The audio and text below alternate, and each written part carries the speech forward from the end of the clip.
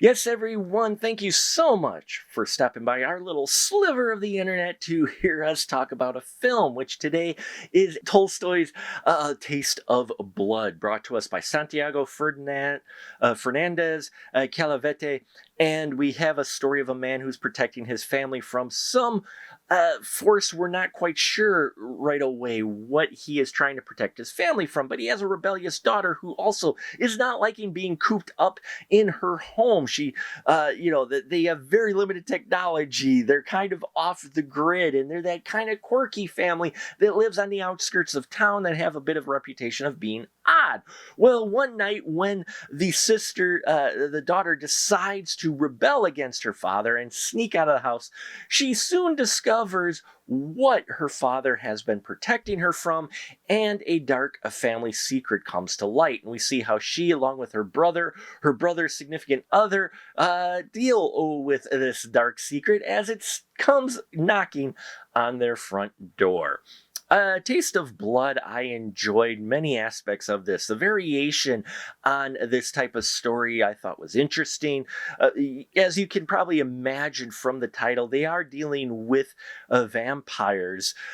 And I just thought they take an interesting twist with it as far as what they do and what they feed on and all of that aspect of it. So there's an interesting mythology that they build around here that I find a little bit refreshing from your normal break of your standard bloodsuckers. So they do very well there in giving you just enough variation. And the whole father protecting his family and the mystery behind it, I thought was also handled very well. I enjoyed the look of the house, the lighting, and that they play with the shadows and that, especially because they're not using actual electricity. They're lighting candles for the majority in the house.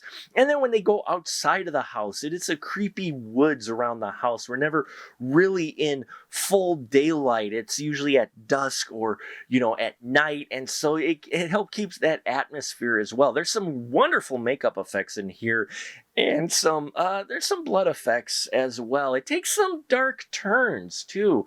They really take it to some places that go dark. It might be a little bit dark for folks, but yeah, it's the only thing that kind of distracted me from this film, I will say, is the fact that they had the mixture of dubbing and subtitles, which wouldn't be so bad if the dubbing would have been mixed better. But unfortunately, the dubbing on this film is not. I almost would have wished they would have gone full subtitles across the board with this story, because then it wouldn't have been quite so distracting for me. There's interesting relationships.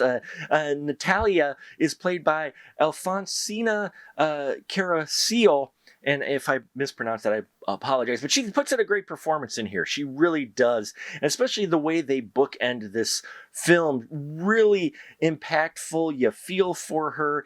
And she just does a great job in here. This dynamic between her and her family is not a happy rainbows one, but at the same time, you do still get that feeling that they all care for one another. Well, at least the brother does. His significant other, maybe not quite so much. So, yeah, I think if you like interesting vampire stories, you should check out A Taste of Blood. If you could get past some of the production stuff that they did in here, namely the subtitle and dubbing, I think there's some fun to be had here, especially some intense moments and some surprising twists. So thank you so much for listening to me babble. Please check out our Patreon if you haven't already. Also subscribe, thumbs up, and all that here. I thank you for your support. And until next time, remember, keep that ticket stub.